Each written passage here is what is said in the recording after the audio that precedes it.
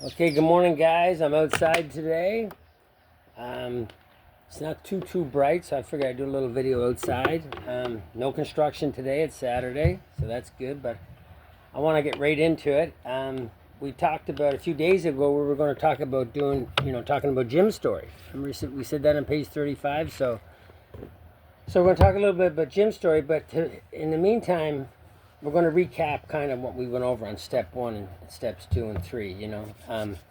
So basically, in step 1, it talks about because of the obsession. Okay, the crux of the problem that we have, alcoholism. What makes us powerless over alcohol is that we have a mental obsession. Okay, which is just a thought, just an idea that precedes the relapse into drinking. It's just basically a thought that I can control and somehow enjoy my drinking, which is insane. That's why step 2 says we can be restored to sanity. But it's an insane thought, but it's still there. And it comes from a place of being very uncomfortable not drinking without a program. The doctor's opinion talks about we're restless, we're irritable, we're discontent, and we remember the ease and comfort,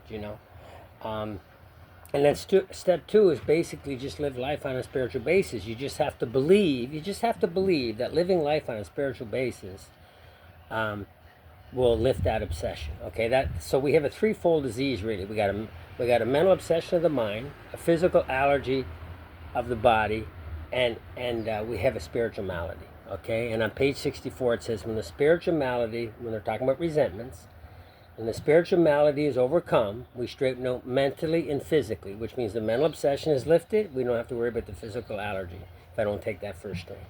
Okay, so we talked a little bit about that and a little bit more, and we talked about the most powerful desire to stop is of no avail because of that obsession, because of that uncomfortability, that restless, irritable discontent, right?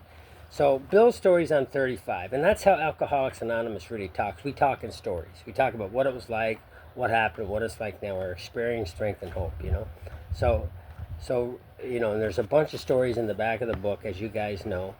But this one's in our working text. They talk about Jim, they talk about Fred, they talk about the jaywalker. So it says, at the top it says, so we shall describe some of the mental states again that precede a relapse into drinking, for obviously this is the crux of the problem. The thought that occurs in my head before I even take that first drink. Okay? An insane thought. So it says, what sort of thinking dominates an alcoholic who repeats time after time the desperate experiment of that first drink? Friends who have reasoned with him after a spree which has brought him to the point of divorce or bankruptcy are mystified when he walks directly into a saloon. Why does he? Of what is he thinking, right? So it says, our first example is a friend we shall call Jim. This man has a charming wife and a family. He inherited a lucrative automobile agency. He had a commendable world record. Yeah, he's a good salesman, nice guy. Everybody liked him. He is an intelligent man, normal so far as we can see, except for a nervous disposition, right? A nervous disposition, right? Alcoholics relate to that. He did no drinking until he was 35. In a few years, he became so violent when intoxicated that he had to be committed because we have that personality change when we drink. When we like Dr. Jekyll and Mr. Hyde, we become a different person because of what alcoholic does to the alcoholic mind, the brain. On leaving the asylum, he came into contact with us. We told him what we knew of alcoholism and the answer we had found. This is Bill and Bob. They went to Jim in the hospital. They try to talk to him and they try to carry him a message of hope and solution, but they want to talk to him about his problem first, right? That's the main thing. He made a beginning. His family, so he made a beginning with these guys in AA. He made a beginning, okay? His family was reassembled and he began to work as a salesman for a business he had lost through drinking, okay? He lost the business through drinking, but he's sober now and he's working, right? Should be grateful. All went well for a time, but he failed, this is important, but he failed to enlarge his spiritual life. To his consternation, he found himself drunk half a dozen times in rapid succession.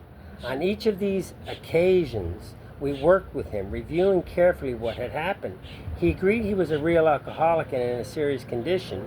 He knew he faced another trip to the asylum if he kept on. He knew he's going back to the asylum. He was going to lose his family and job again. Moreover, he would lose his family for whom he had deep affection. Yet he got drunk again. Most powerful desire to stop, he got drunk again. Okay, we asked him to tell us exactly how it happened. This is the story. I came to work on Tuesday morning. I remember I felt irritated. Okay, I felt irritated, self-pity, right? That I had to be a salesman for a concern I once owned. I had a few words with the boss, but nothing serious. Then I decided to drive into the country and see one of my prospects for a car. On the way, I felt hungry, so I stopped at a roadside place where they had a bar. I had no intention of drinking. Wasn't even thinking about drinking.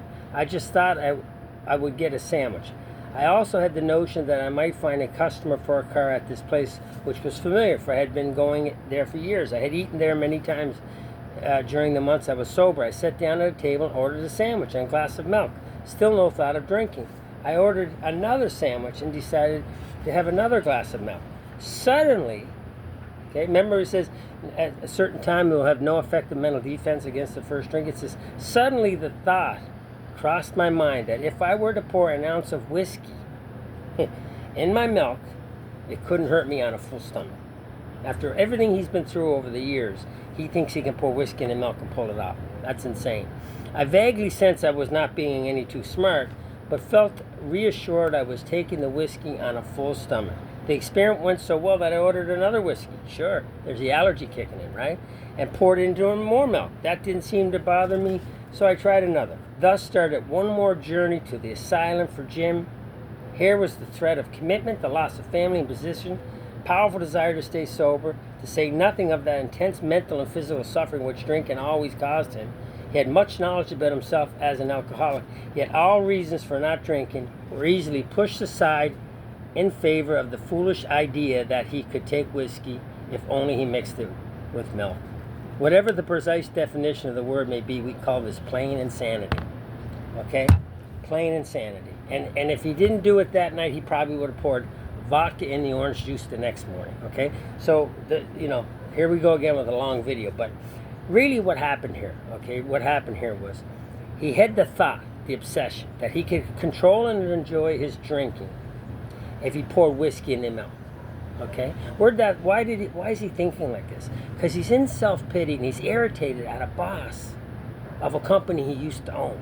He's probably thinking, poor me, man, I used to own this place. Now this guy's telling me what to do. And the reason he's irritated and in self-pity, the big reason is he failed to enlarge his spiritual life. He's remaining restless, irritable, and discontent. He's sure to drink again. He can't see the truth. If he saw the truth, he would be just grateful he even has a job and a family. And he'd be grateful he's sober. And he wouldn't be working for this boss anymore. He'd be working for God. He would see these things if he didn't fail to enlarge his spiritual life. So by failing to enlarge his spiritual life, he got restless, irritable, discontent. They say irritated. And because of that, the thought occurs to him, pour some whiskey in the milk. I can control and enjoy it. And then what happens after they take that first drink? Here we go again. Well-known spree. Back to the asylum. And the doctor's opinion said this is repeated over and over again unless the alcoholic can experience an entire psychic change. So that's a good story, and it hits on all parts of the program. Like I said before, we only make two mistakes in AA. One is fail to enlarge our spiritual life, and two is let up on the spiritual program of action. They all have to do with spirituality, and they got nothing to do with drinking or drugs. So I think it's a really good story. It really emphasizes the disease and also talks a little bit about the solution. So I hope you guys like this video. I'm off to a meeting. I'm going to upload, and love you guys, and talk to you later.